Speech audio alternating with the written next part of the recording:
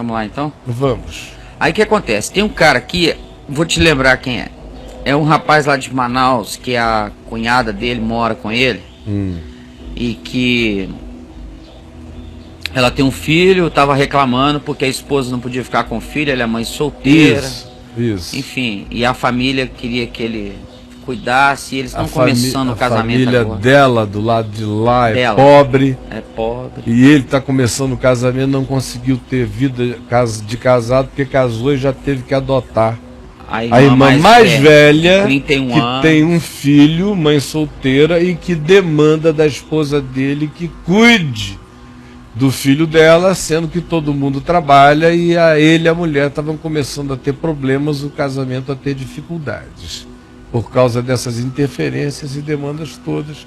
E eu dei a minha opinião com objetividade a ele. Exatamente. E esse cara aí, ele é o rei da adaptação. Né? Você fala o tema, ele pega o negocinho dele, enfia no tema e manda. Ontem, por exemplo, a luz, né? Que você falou da luz aí, eles somos luz para os de fora, mas não para a minha família. Mas não deu tempo de ler.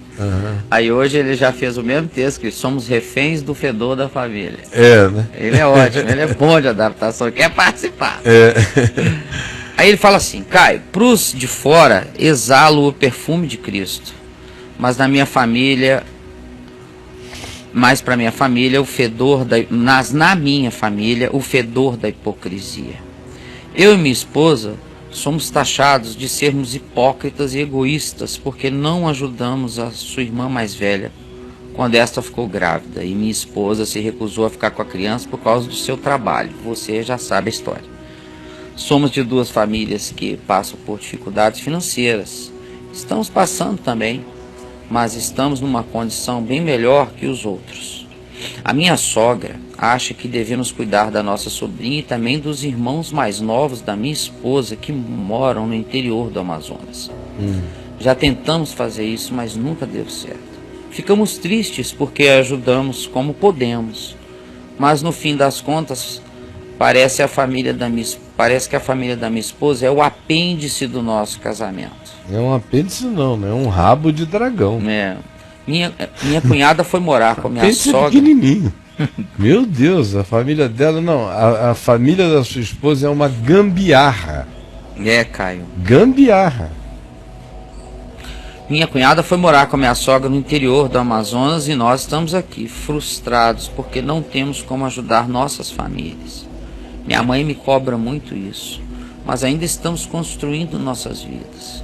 Tenho a mãe 27 dele anos, também? A mãe dele também tem essa cultura. Tenho 27 anos e minha esposa 22. Cremos no Evangelho, mas não queremos ser reféns desse fedor de toda essa situação. O que fazer, Caio? Quer dizer, a menina já voltou para casa da sogra, mas a família está detonando eles. E dos dois lados agora. Dos dois lados, que a mãe também isso parece. É típico. É porque é cultural, você já disse isso. É típico, né? É cultural. São duas famílias pobres do interior do Amazonas. Eles são considerados o príncipe e a princesa da Inglaterra, no ambiente familiar do pauperismo da família.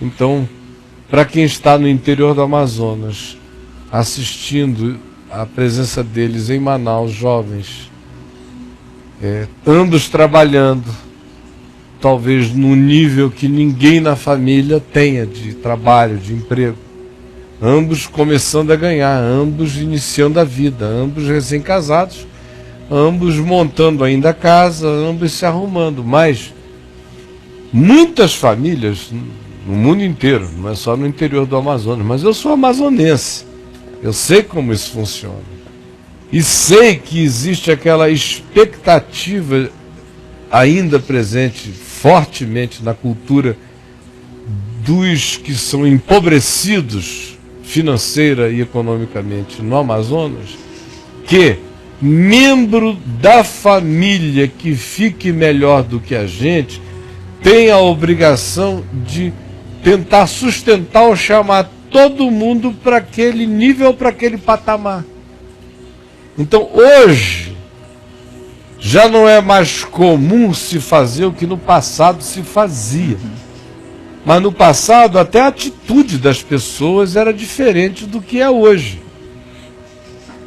Por exemplo, eu cresci num ambiente familiar, e já falei, onde o espírito do apadrinhamento era parte da cultura natural da família.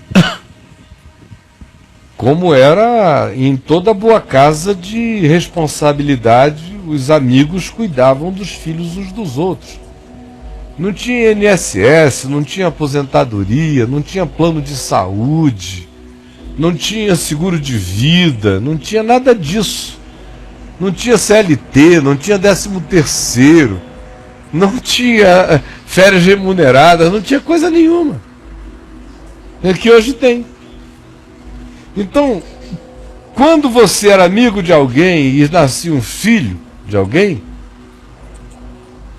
os amigos que eram verdadeiramente amigos se ofereciam para ser os cuidadores mútuos da criança. Uns dos outros. Olha, se acontecer alguma coisa, o outro dizia, eu sou o pai. E aqui também, se acontecer, eu seguro.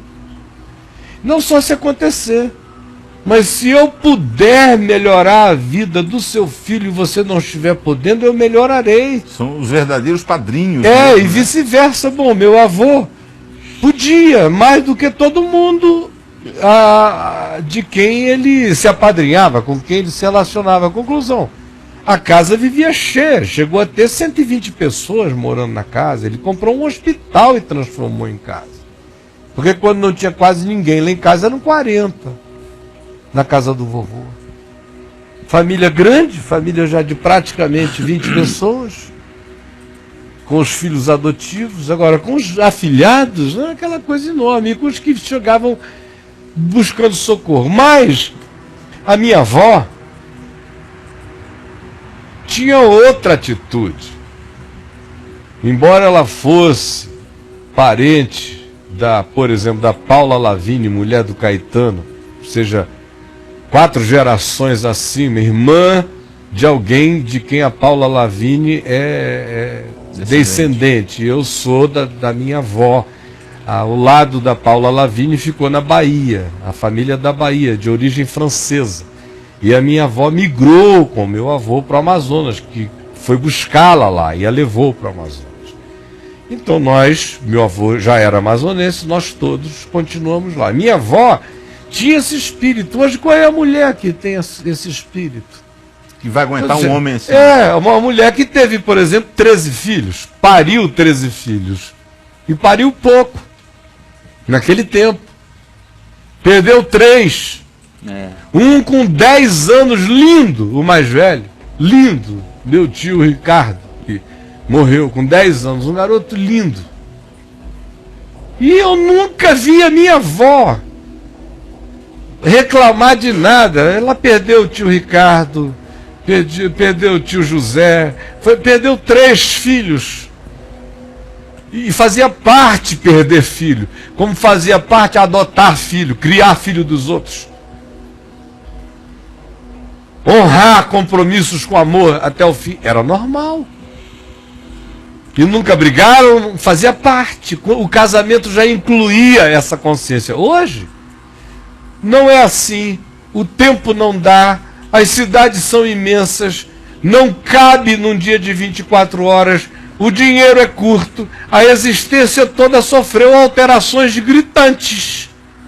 Mas a expectativa das famílias empobrecidas do interior do Amazonas continua a ser a mesma. Então ele já não pode mais fazer como gerações passadas faziam. A esposa dele não vai aguentar, o casamento dele vai acabar. Ele é filho de uma outra geração, mas está sendo sequestrado por uma expectativa antiga, que hoje em dia a gente consegue atender de vez em quando, mas não consegue mais atender o tempo todo, porque a própria natureza da estruturação, da existência, das mecânicas de trabalho, de profissionalismo, de profissionalidade, de uso do tempo, as distâncias das cidades, as dinâmicas, os custos, os valores, inviabilizaram. Eu, por exemplo, tive bem menos filhos do que o meu avô. É porque eu acho que criança dá problema? Não.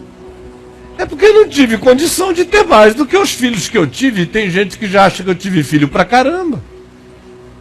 Fora os que faz parte da minha cultura de alma adotar. Eu cresci para adotar. A vida inteira é uma adoção. Até hoje minha mãe está lá adotando gente que está chegando. Meu pai adotou pessoas até as vésperas de morrer. Eu nunca voltei a Manaus depois dos 26 anos sem chegar lá, sem que meu pai me apresentasse alguém e dissesse: olha aqui, meu filho, esse aqui é fulano de tal, ele viveu isso, se aproximou da gente assim, é uma pessoa a quem eu tenho amado e que tem amado a mim e a sua mãe com toda a verdade, de modo que eu quero lhe dizer que ele se tornou como um filho para mim. E beijava a mão daquele sujeito, que beijava a mão dele, filho para sempre. Toda hora. Isso é normal, foi normal na minha vida. Agora, eu reconheço que mesmo as coisas que eu faço hoje ainda, não são as coisas que todo mundo consegue fazer. Porque eu tive um treinamento que está na minha memória até de DNA para isso. Fora as outras consciências do Evangelho. Agora eu sei que não dá para se pedir de um casalzinho contemporâneo que haja como duas famílias empobrecidas do interior do Amazonas venham a demandar. Do contrário, vocês vão fazer isso por algum tempo, mas o casamento de vocês não vai suportar. Então tenham paz, ajudem como vocês puderem, sejam generosos no que vocês puderem, mas não façam nada por angústia, neurose e nem com sentimentos culposos.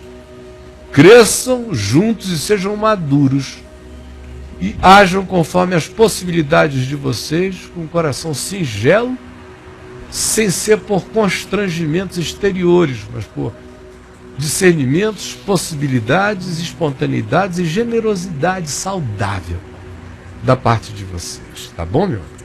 E aí,